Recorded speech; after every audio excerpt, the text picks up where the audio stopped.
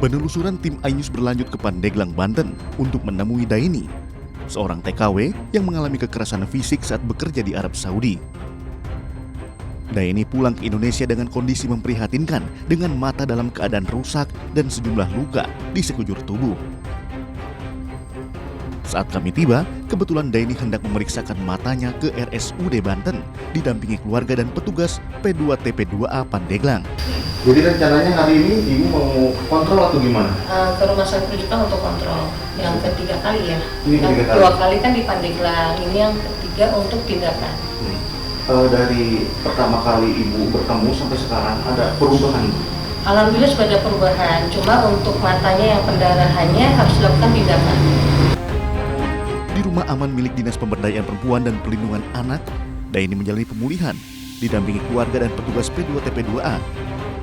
Daini berharap matanya dapat segera pulih sehingga bisa beraktivitas seperti biasa. Permisi ibu, ya gimana kabarnya sekarang? Alhamdulillah ya, lebih membaik atau gimana?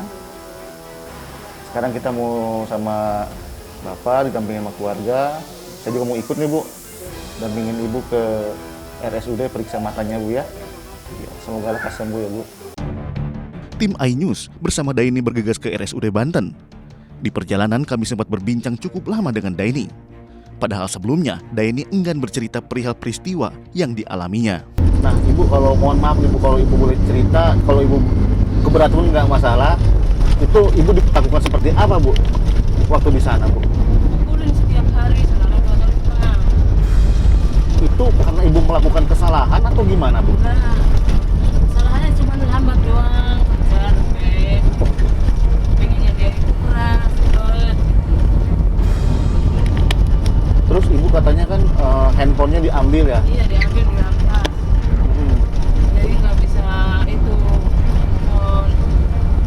terus ininya buku rekeningnya semuanya lah pokoknya. Lalu ibu bisa keluar dari rumah itu gimana bu ceritanya bu? Ceritanya begini, dia itu mau ngambil pembantu lagi Filipina. Terus itu adiknya yang dari Bugis itu panggil sama kakaknya suruh nganterin saya ke Hail, ke rumah mertuanya, ke rumah ibu laki yang laki. Iya. Diantri dapat 10 hari di situ, dikasih makan, dikasih apa. Di situ itu dikerja di rumah itu selama 10 hari itu di rumah dianya, bukan di rumah mertuanya. 10 hari baru dikasih makan nasi. 10 hari sekali? Ya nasi, cuma nasi doang, nggak dikasih apa-apa. Nggak dikasih lauk? Setiap hari itu gitu. Setiap harinya itu roti 2 biji. Roti bu, sama air putih? Iya. Ibu tuh ngerjain apa aja bu di rumah sana bu sehari-hari bu? Ya kalau waktu masih ininya sih masih belum ini ya satu ini belum apa? Belum sedra itu ya kerja semuanya di rumah itu. Cuci, ngikutin anak. Ngurus anak juga? Iya. Waktu ibu kerja pertama kali di sana, perlakuan majikan ibu gimana bu awal-awal bu? Awalnya sih enggak gitu, dapat setengah tahun. Terus lama-kelamaan dia itu enggak serp mungkin orang yang saya lebih kerjanya. Jadi ya begini setiap hari tuh pukulan pakai rotan itunya.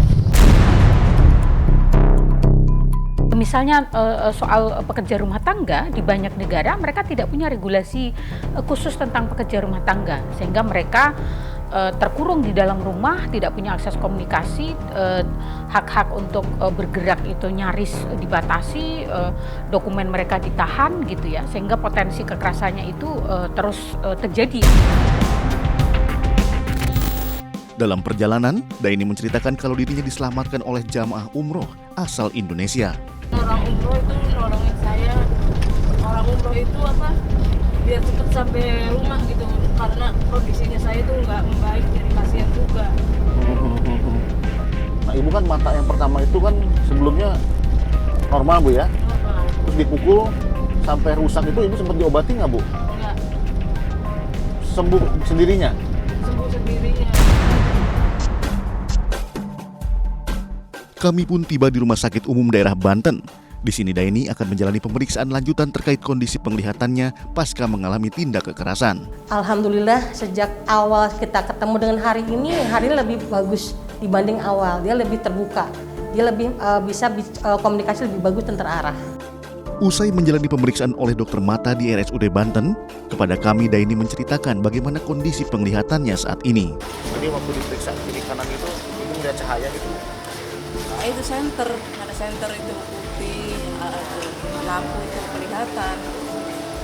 Kalau begini mah biasa-biasa itu gelap semuanya. Ini sekarang nggak melihat ya? Enggak, Gelap. gelap. Kalau ada matahari aja tuh Perih. kelihatan. Perih itu kelihatan nyorotnya itu.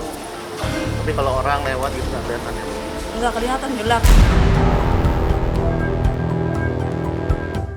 Daini tak memikirkan upah yang masih belum dibayarkan oleh majikannya selama bekerja di Arab Saudi.